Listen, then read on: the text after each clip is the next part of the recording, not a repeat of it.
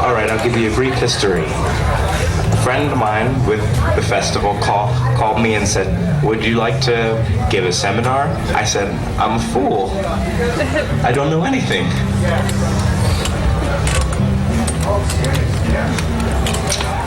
But if we could organize a dinner and eat together, that might be nice.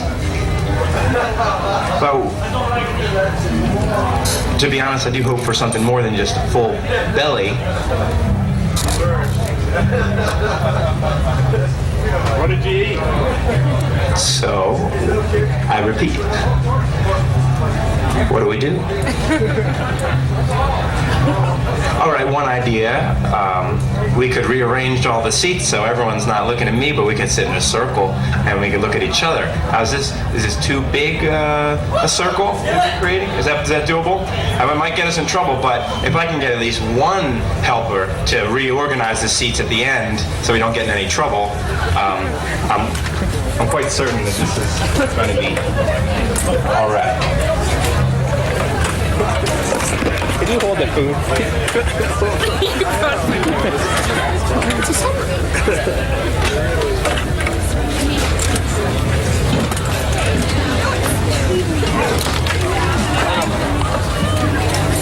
Oh, careful. There's a camera in there? No, camera's in my hand, but there's something in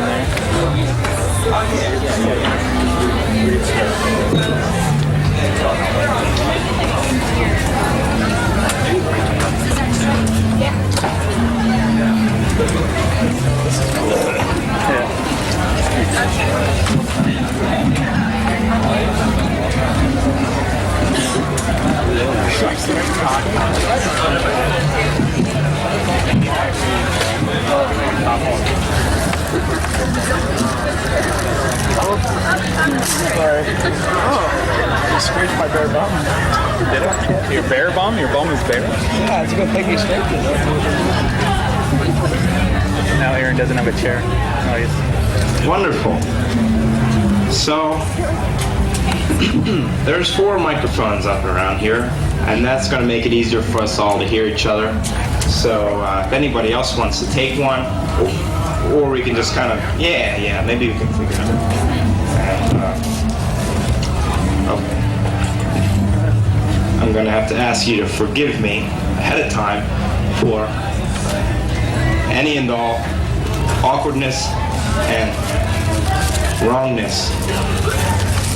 But I trust you're all good at forgiving, given that this is a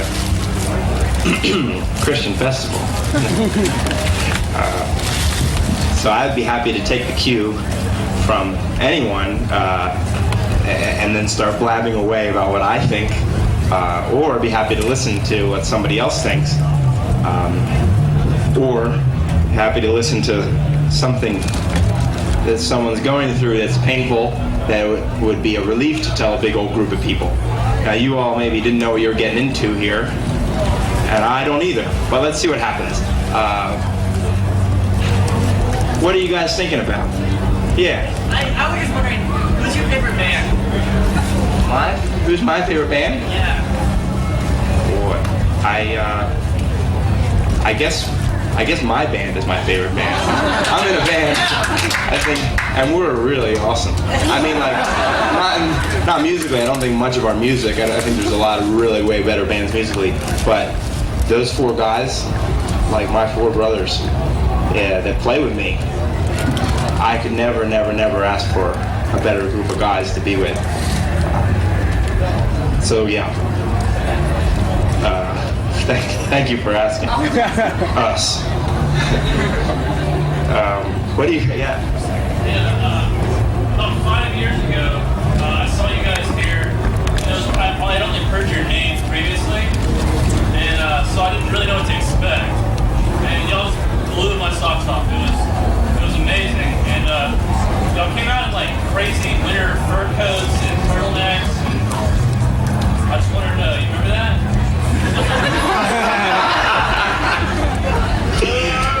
Boy, I'm trying to forget.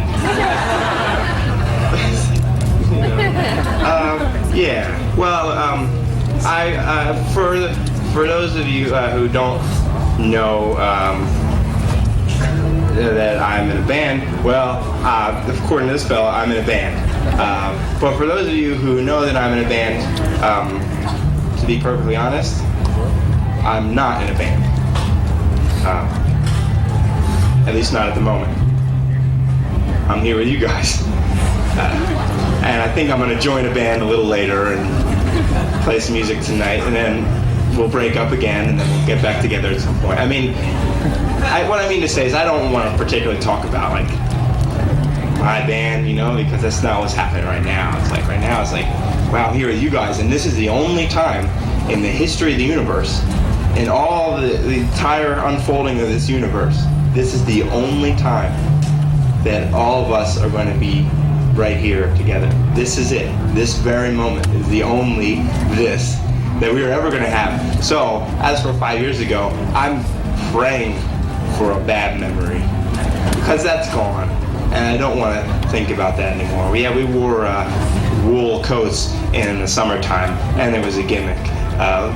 But for now, something else. But thank you for bringing that up. That's nice. Yeah. I'll turn the tables a little bit. I was talking, or I wasn't talking. I was at the Jesus Village stage earlier on, and I was listening to Scott from Salters speaking, and so we were kind of talking about. We kind of got into a discussion, sort of on. There was kind of a discussion that got going on about violence and kind of the wrath of God sort of scriptures that a lot of people kind of don't like to think about. Yeah. And so, anyways, he and if anybody heard this and I'm saying it wrong, correct me. But the way I understood it, he said that he had been for a while kind of struggling and going in and out of pacifism and things like that. And so it just kind of raised a question to my mind. With some of the things that he was saying is like, if there is a time when violence becomes an option to attain a place of justice, then when is that possibly an option? Because based on the life of what understanding I have of the life of Jesus and his teachings and stuff, to serve a God of love and grace and mercy, then I don't know. I'm just wrestling with the idea of that. I don't know. Any thoughts? Yes. Well, thank you for asking. That's a really good question. May I think about it a moment?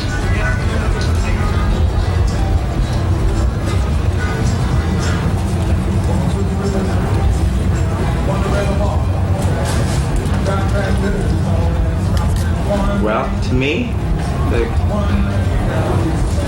teachings of Jesus Christ and the example of Jesus Christ are good. I would like to follow Jesus with his life and with his teachings. And if somewhere in the world there's a conflict that violence is going to bring something like an end to, so be it. I don't feel compelled to go and tell soldiers everywhere that they're not allowed to return violence with violence or try to overcome evil with evil. But when I read that Jesus said to return evil with goodness, to love our enemies, to turn the other cheek, to do good to those who persecute us, and to pray for those who insult us, well, I feel that that's my calling.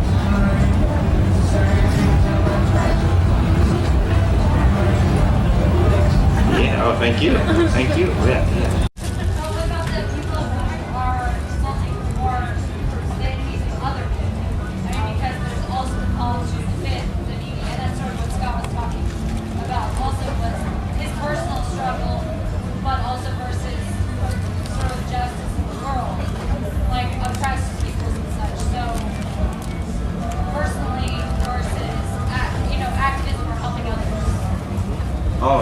good point. Yeah, we're not just out to look out for ourselves. She brought up the reality of danger of others and violence being committed to others, and what's our responsibility to them. Very, very, very good question. But, yeah. What do you guys think?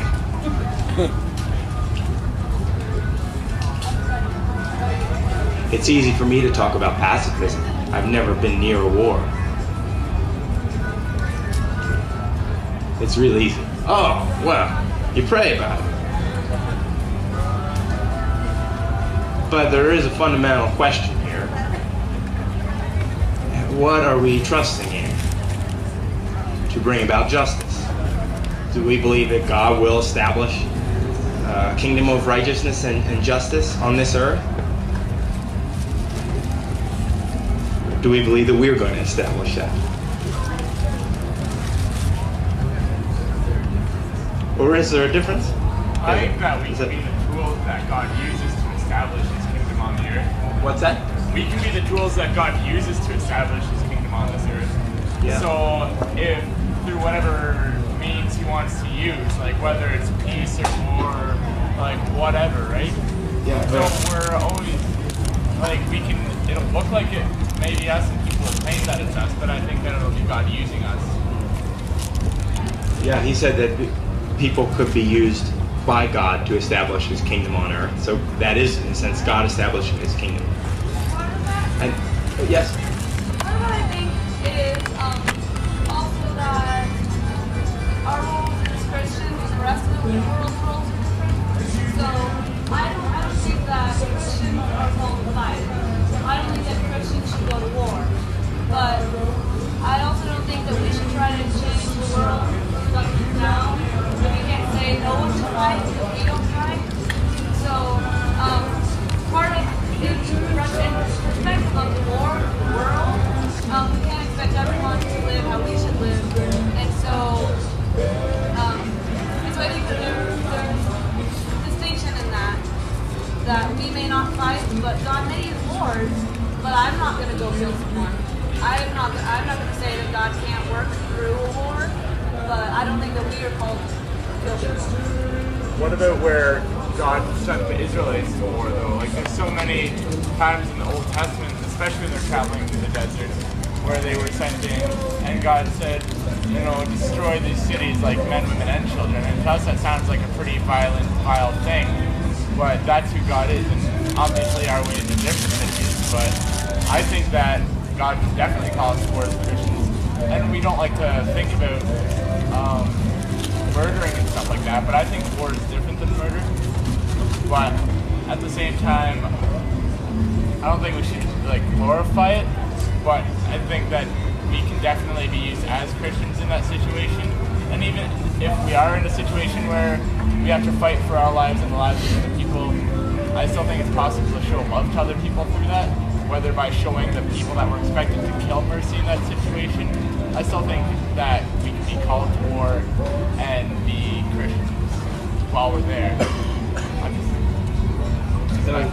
We've got two different perspectives here. One fellow who is, if I may try to summarize, God could use us not only as people, but as Jews or even as Christians to fight in a war and to achieve His will. Is that right? Well, generally, I was just saying that I don't think we should overlook, because God is so many different. He's not just one way all the time, right? He has His eternal self, but he doesn't just work through one way. He doesn't work just through peace, and we see that through the Bible. He did use peace and love, but He also used war and all that kind of stuff. But He didn't use it in different terms than we did, I think. I don't really understand why He sent His life to war and everything like that, but I don't think we can overlook that and say it's wrong to have war, because it says there's a time for everything, and so I think as Christians we need to be involved in everything. Not every Christian is a soldier, not every Christian is a musician, but there's definitely a time and place for it, I think, in this world. He's bringing up, I think, a verse from Ecclesiastes, a time for war, a time for peace. And what my sister brought up is that yes, there may be a time for war, and there may be people who are part of the plan that are fighting wars, but not me, not as a follower of Jesus.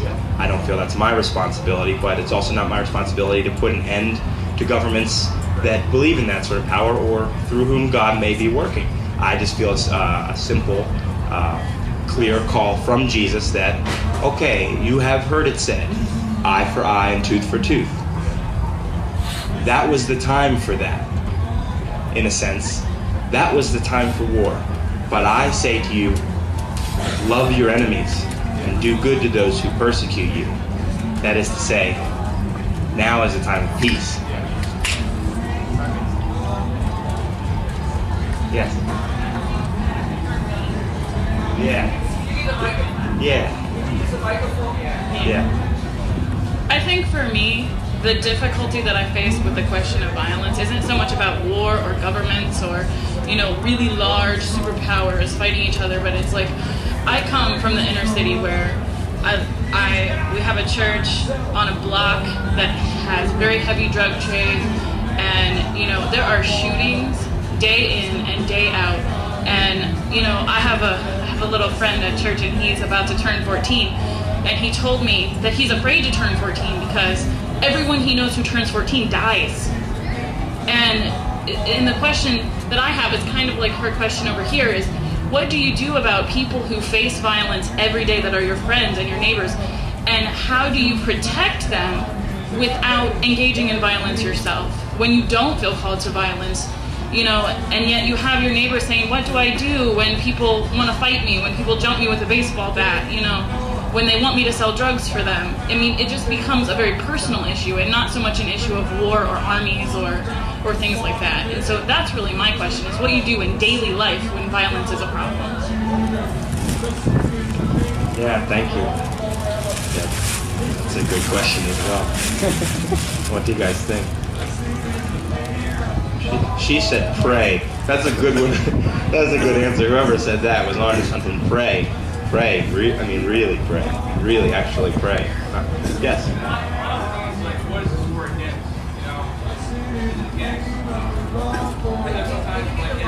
It's best to You want to put a microphone?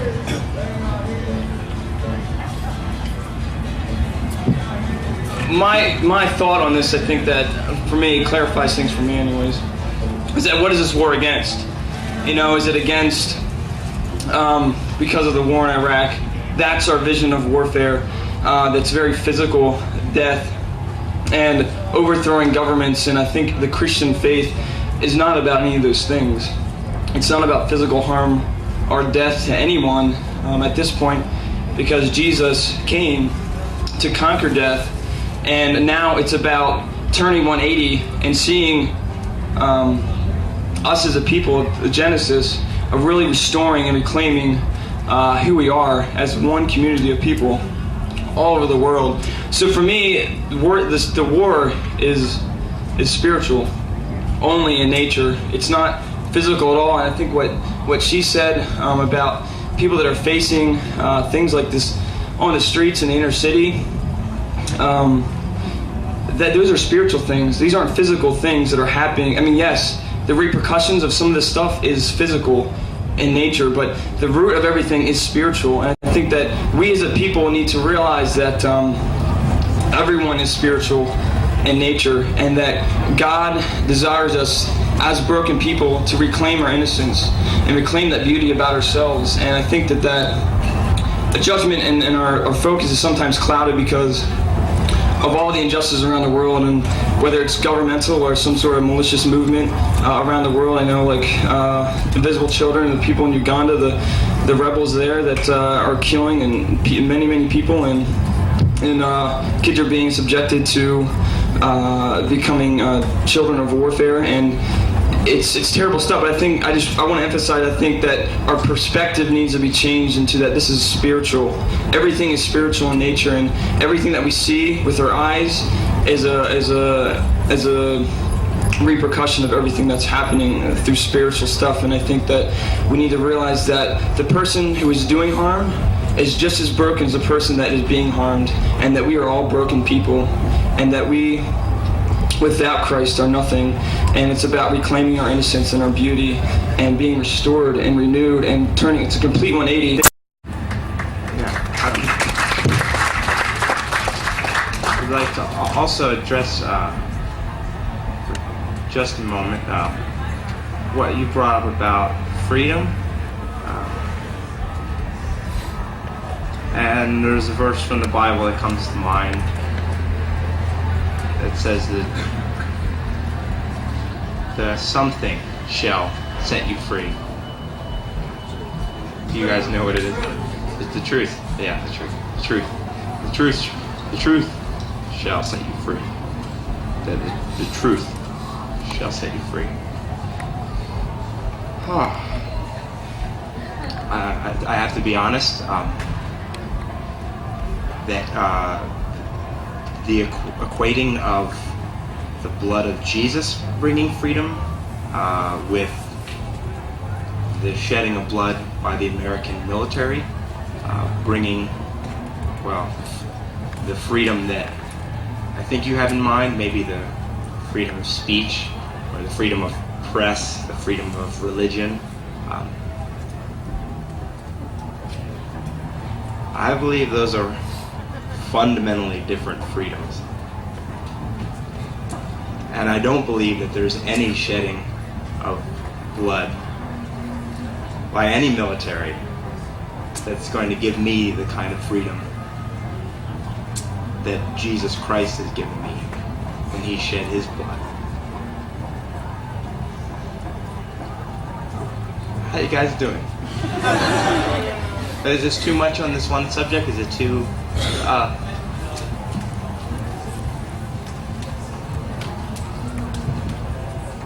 I listened to Shane actually for the first time this afternoon, but I think especially in dealing with this issue of violence, we need to really, and things like abortion too, and I've been handed a lot of this tract, we need to remember that a lot of the violence and the suffering in this world is a direct consequence of affluence and economic exploitation and the way people will defend their right to be rich and to lord it over others, and how Jesus totally subverts that and didn't assert, what could be equated to constitutional rights.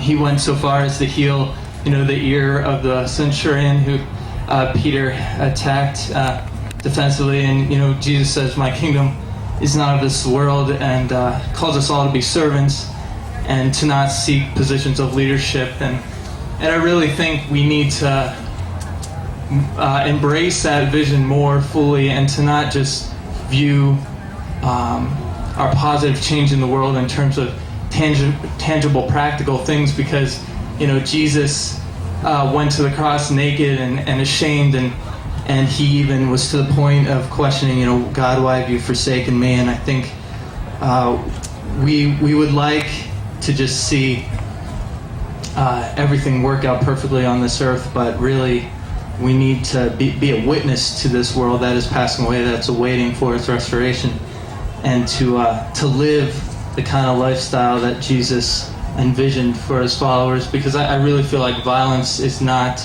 part of that. It's not a part of God's ultimate program for humanity, and Jesus is welcoming us into this kingdom here and now, and we need to be a light, to the world. We need to be different, and not to resort to its ways. God, I fully accept, can work through these fallible institutions and everything, but I really do think he's trying to form a community here now that's different from that. That's that doesn't have to resort to retaliation and violence, because I think we lose a part of ourselves. We lose the image of God in us when we call down fire from heaven, like Jesus rebuked his disciples for wanting to do that. I really feel like Jesus was even farther ahead than some of the interpretations of the early church, let's say. Like, Jesus was more radical than they could really preserve.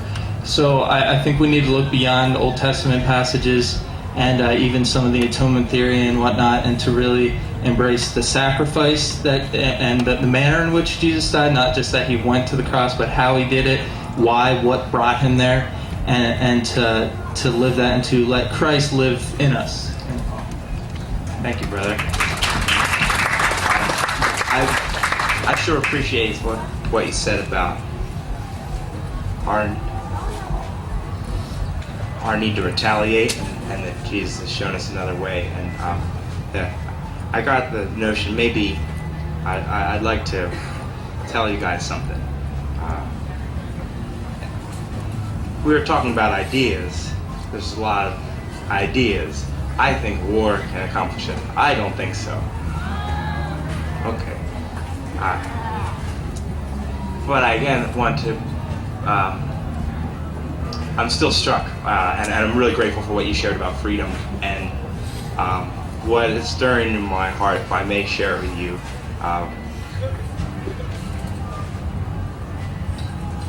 I suppose I want to tell you that I feel that God has set me free from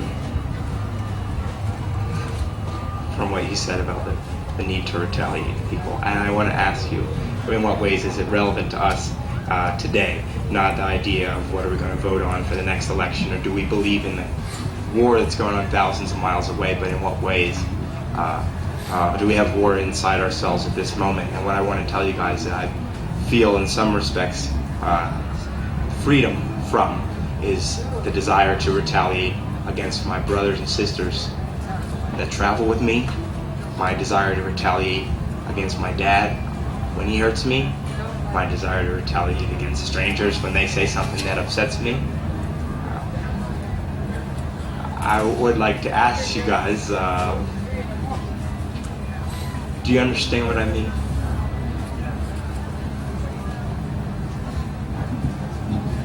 I just want to say something quick, if I may.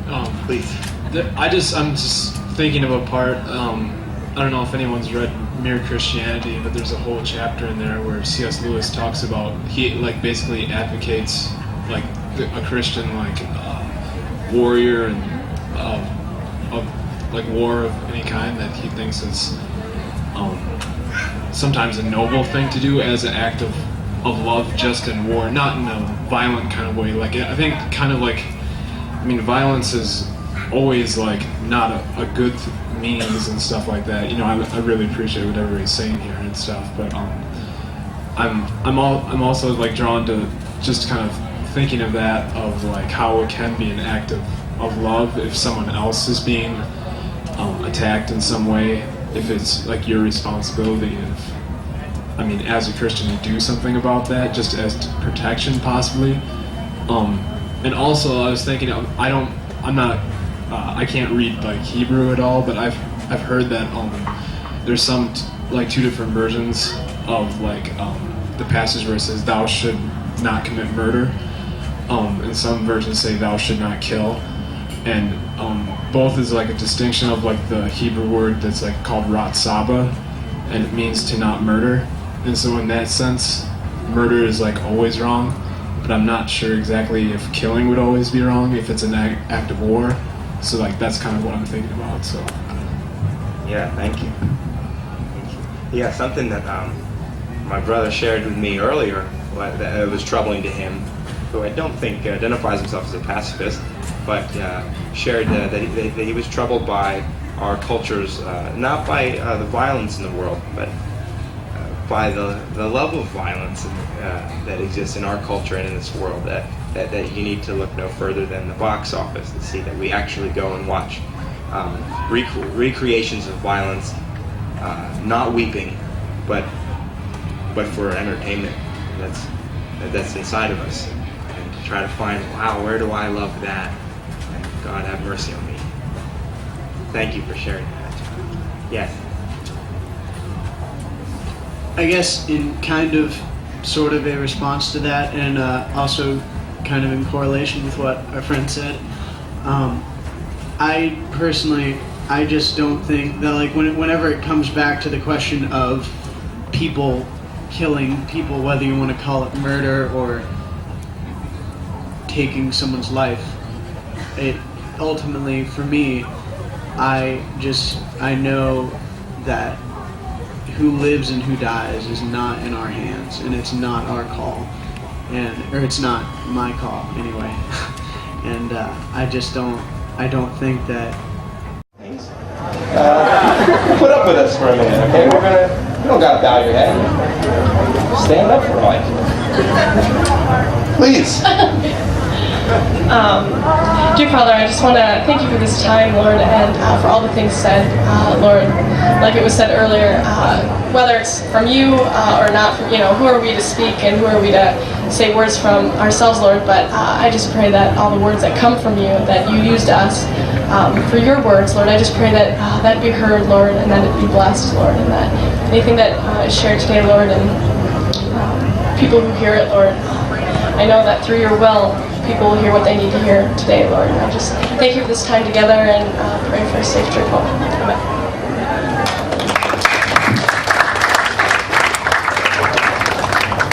Cool.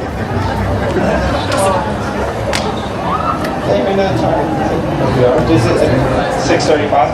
Oh, so this was a 5:30 to 6:30 event on the schedule? I mean, there's numbers, but someone might be expecting to come in here and see rows of seats facing this way. What are these guys doing here? Does anybody know? Is there a stage manager? This is anarchy. I think what was nice was the Bernie Hathaway open mic. Oh, cool. Is he here? Great. That's a 7? Oh, okay. So we got more minutes. Believe me, you guys are welcome to leave. There's something of a feeling of rejection when you see somebody like this. But of course, that's enough. We got to get over. It's not our show. We're trusting that God is with us and God will be with that person who creeps away. See you tonight, though. Where are you going, Jim? Go! We'll be dancing tonight. All right. If you want to dance, come to the show, guys. All right. Peace, brother. Yeah. Or you could do a dance now. Yeah. Is anybody a good dancer? Sure.